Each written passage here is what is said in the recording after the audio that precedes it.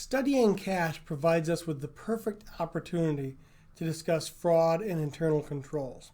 After all, when we're talking about cash, we're talking about a very portable, highly liquid asset, easily stolen. So companies try to implement internal controls to prevent the theft or the misappropriation of cash. Now, as we think about fraud, you can think about three basic areas. Corruption really being using your position of power to do something for personal gain when you shouldn't do this. One of the examples that I think about is simply bribery.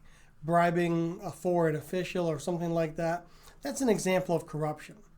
Then you have asset misappropriation.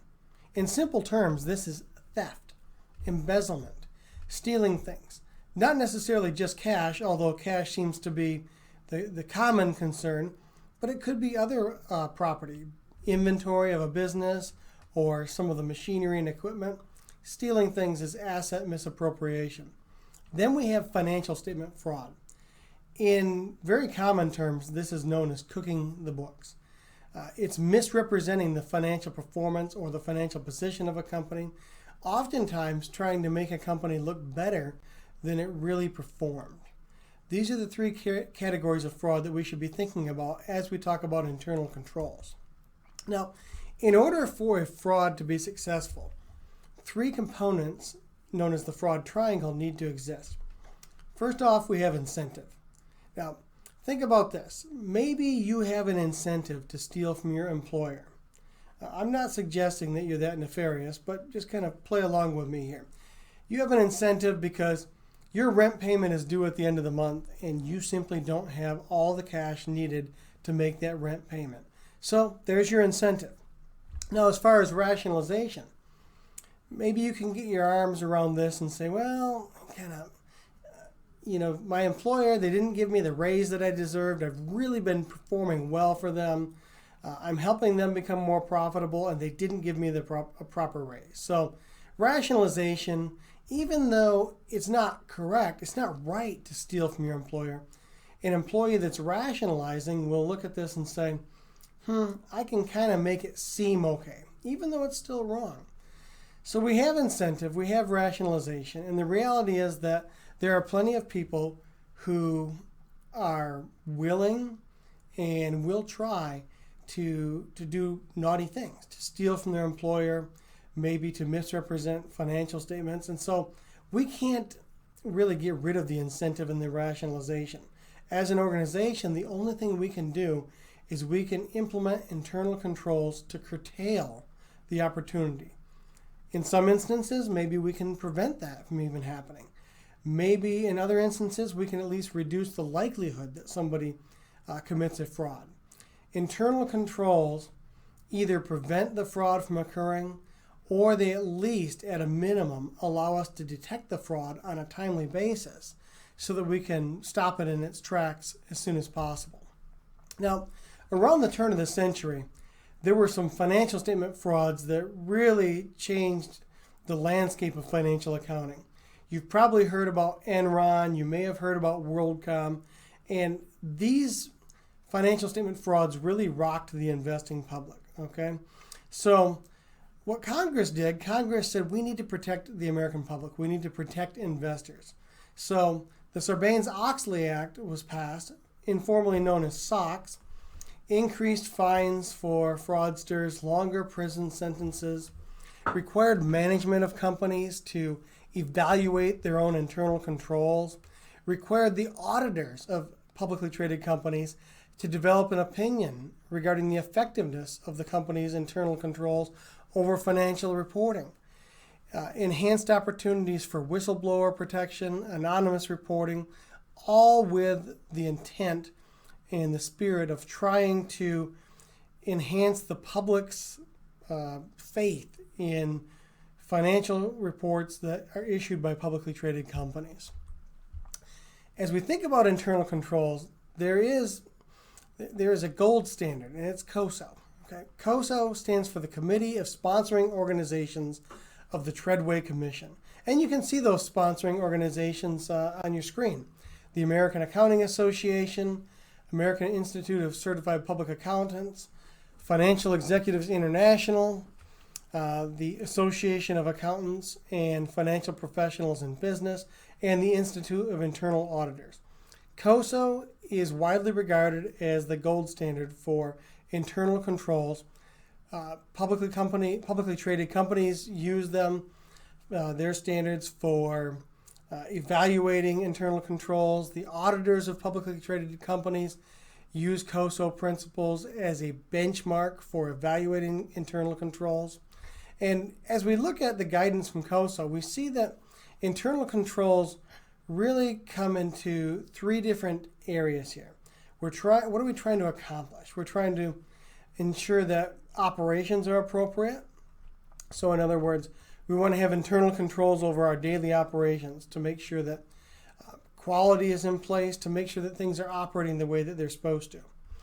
We also want internal controls that help us report appropriately, financial reporting, to make sure that we're reporting the company's financial position in the balance sheet accurately, meaningfully, realistically, that it's representationally faithful, and that the income statement represents the operations of the entity for the period that's covered.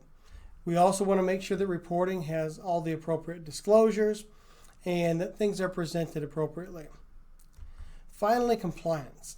Internal controls should help organizations comply with laws, regulations, and other guidelines that govern the business that they're in.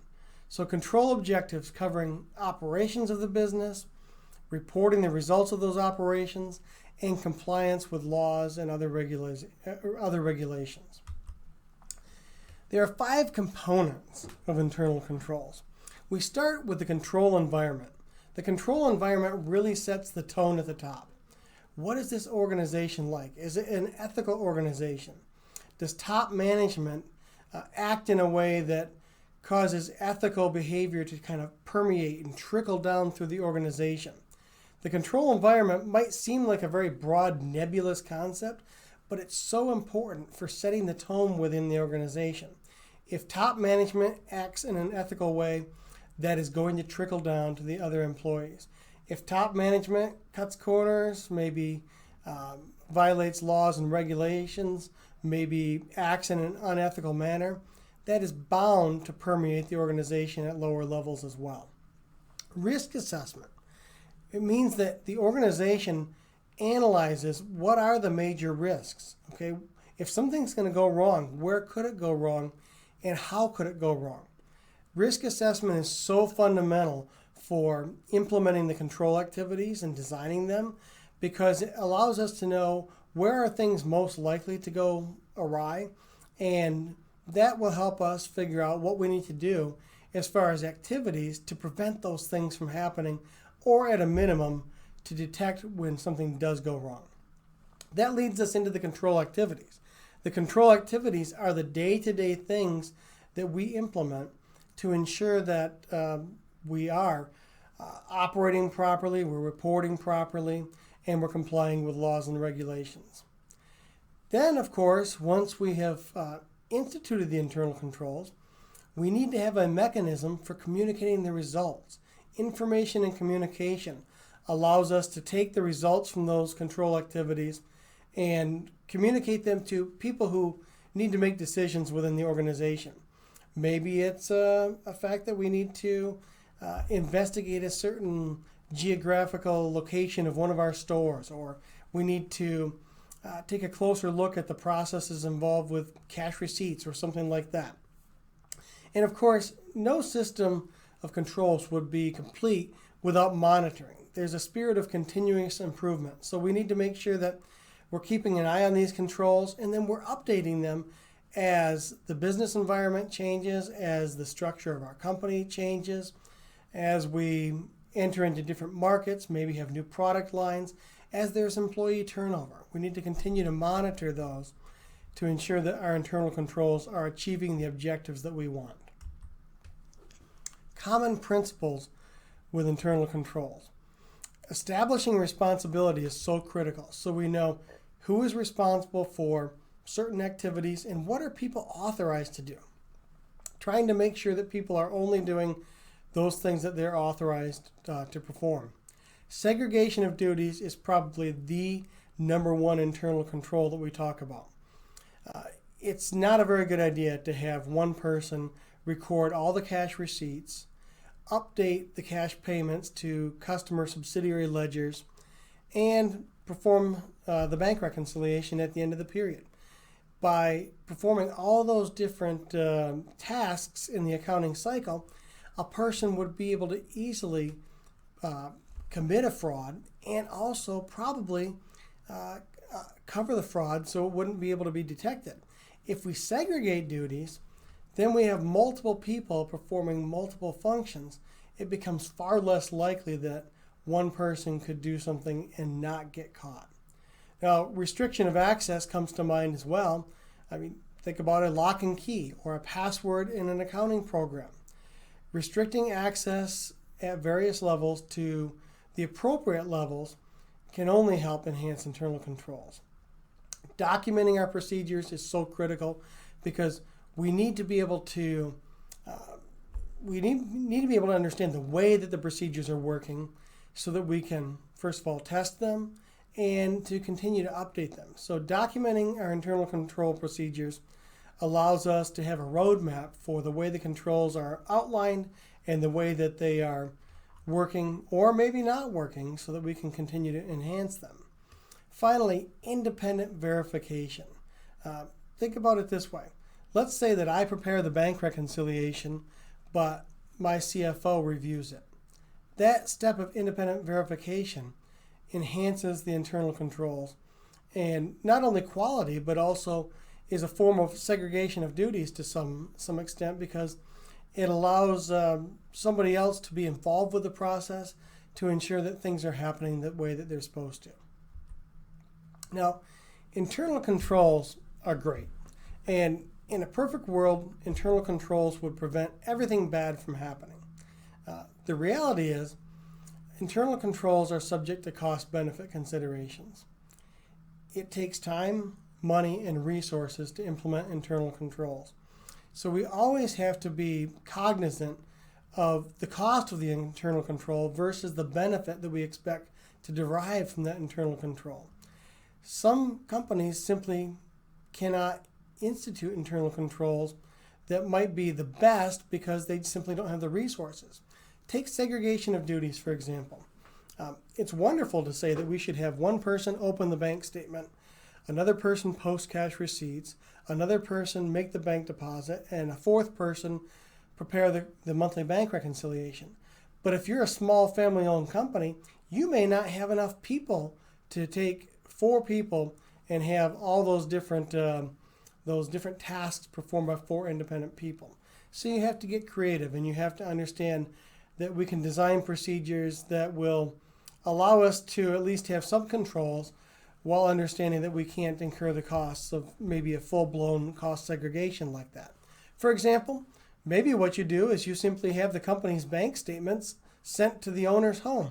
And if he or she, all that person does, if they open the envelope, then maybe somebody in the accounting department will think, the owner looked at the bank statement. That in itself is one example of a very inexpensive internal control that you might be able to implement if cost-benefit considerations limit you elsewhere. Now, of course, human error can cause problems everywhere, and internal controls are no different. If a person doesn't understand what control is or how to implement that control, or if they simply make a mistake when making the control happen, that's going to be a limitation of the internal controls. And then finally, collusion. Even the best internal control can be overridden by collusion. Collusion meaning that 2 or more people work together.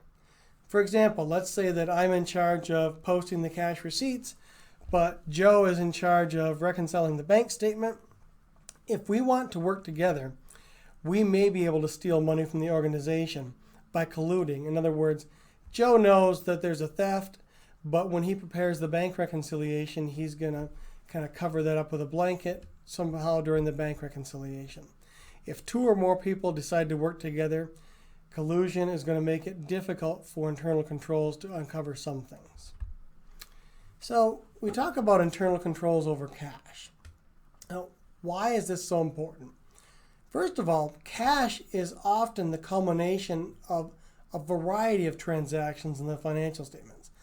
Numerous transactions flow through the cash accounts, both cash receipts and cash disbursements. So there's plenty of opportunity for things to go awry. Cash is valuable. It's very liquid. We can use it to pay our expenses, to purchase things, and it's very portable. And because of this, cash is just highly susceptible to theft. That's one of the reasons we talk about internal controls when we discuss cash in a financial accounting curriculum. So what are some of the more common internal controls over cash? Segregation of duties, number one. We talked about that just a few minutes ago. Whenever possible, segregating the duties of who is recording cash from who is having custody of cash. Separating custody from record keeping is so critical. Sometimes it's as simple as hiring quality employees. And I shouldn't say it's as simple as this. It's not good internal controls over cash. It's not just one thing, but try to take a look at all of these in concert. If we hire quality employees and we segregate the duties and we physically secure cash in a safe or another location when necessary, the actual currency, you can start to see how all of these work together to provide good internal controls over cash. Pre-numbered checks or other pre-numbered documents so that we can know if maybe a check is missing. That's a very good internal control. Authority, so in other words, let's say that we only have certain people that can sign our checks, and maybe even above a certain disbursement threshold. Let's say maybe every check over $1,000 requires 2 signatures.